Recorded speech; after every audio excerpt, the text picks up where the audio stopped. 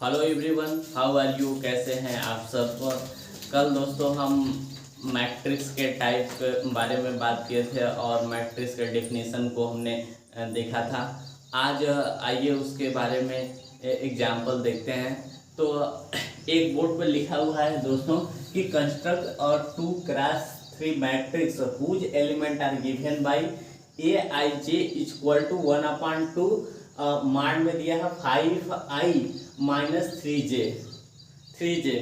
और दोस्तों एक बात है कि जो जैसे मार्ड में कोई चीज़ दिया है, जैसे -1 हो गया मार्ड में, तो इसका वैल्यू निकलेगा तो 1 हो जाएगा।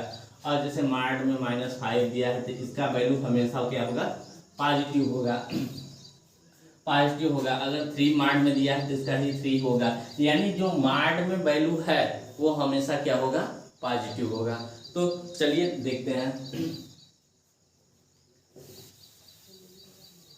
तो दोस्तों दिया है कि ये क्या है, 2 रो होंगे। तो रो ऐसे डिफाइन किया जाता है, यानी इस 36 लाइनें की जो नंबर्स होंगे वो क्या होंगे, रो होगा। और क्या होंगे फिर 3 कॉलम्स होंगे, यानी 3 कॉलम्स होंगे। तो इसमें क्या होंगे कि एक मैट्रिक्स होगा, एक मैट्रिक्स ए होगा और उसमें किस प्रकार से एलिमेंट होंगे, यानी A11 होंगे, ठीक, और A21 होंगे, यानी 2 रो पहला कॉलम, यानी 1 रो और 2 रो, ठीक। और फर्स्ट कॉलम हो गया। और यहाँ पे एलिमेंट क्या हो जाएंगे, तो ये पहला रो है, दूसरा कॉलम है, और ये क्या है, दूसरा रो है और दूसरा कॉलम है। और ये क्या है कि पहला रो है और तीसरा कॉलम है। ये क्या है, और ये क्या है, दूसरा रो है और फिर क्या है, तीसरा कॉलम है। इसमें क्या होंगे, इस प्रकार से हमारा क्या होगा, एलिमेंट होंगे। तो इसमें क्या होंगे कि दूसरा ये हमारा क्या है, रो है, और ये है तीसरा कॉलम है। यानी ये दूसरा रो हो गया, ये तीसरा कॉलम हो गया। और ये दूसरा रो है और दूसरा कॉलम है, ये दूसरा रो है और दूसरा कॉलम है। और ये पहला रो है और पहला कॉलम भी है। तो इसमें इस प्रकार से हमारा क्या होगा, एलिमेंट्स होंगे, ठीक। तो आइए यहाँ पे देखते हैं, एक एलिमेंट्स डिफाइन किया है जो कहा है कि Ij equal to 1/2 5i minus 3j। तो A और ये I बराबर हम क्या रखते हैं, ये 1 का निकालते हैं, 1 लिख देते हैं, और J बराबर 1 लिख लेते हैं। तो यहाँ पे A बराबर A का मान 1 होगा, यहाँ पे 1 लिख देंगे, और फिर J बराबर 1 लिख देंगे।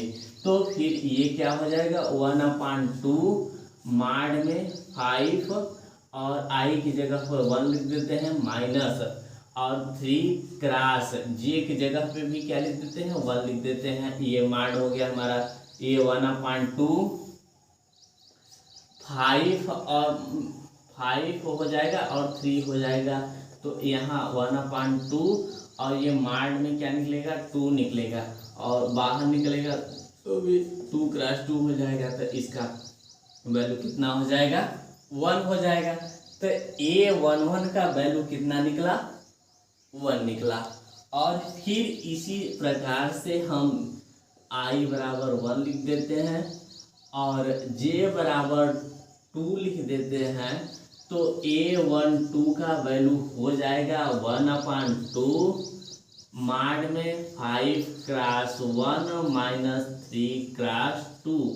ये हमारा क्या हो जाएगा, वैल्यू हो जाएगा। वैल्यू हमने पुट कर दिया, तो 1/2 मार्ड में 5 माइनस 6 क्या हो जाएगा, ये दोस्तों 1/2, और ये मार्ड में -1 आ जाएगा। मार्ड से बाहर हमने पहले ही बताया कि जो नंबर सब होंगे माइनस में वो क्या हो जाएंगे, प्लस में हो जाएंगे। तो इसका वैल्यू क्या हो जाएगा, 1/2 मल्टीप्लाई बाई 1 बराबर 1/2। 2 आ जाएगा। और यहाँ पे हमने देख लिया, फिर यहाँ देख लेते हैं। अगर i बराबर 1 लिख देते हैं और j बराबर 3 लिख लेते हैं तो हमें 1 3 इसका वैल्यू का पता चल जाएगा। तो फिर ये हो जाएगा 1/2 माड में 5 क्रॉस 1 माइनस 3 क्रॉस 3, और ये हो जाएगा 1/2 5 1 जा 5 3 3 जा 9, ये आ जाएगा कितना 1/2 माड में -4, बाहर निकलेगा तो +4 हो जाएगा, +4 हो जाएगा, 2 से ये 2 कट जाएगा, इसका वैल्यू कितना आ जाएगा 2 आ जाएगा। यानी हमें A13 का पता चल गया। अब आइए आते हैं A21 का, यानी दूसरे रो पहले कॉलम में उसका एलिमेंट क्या हो जाएगा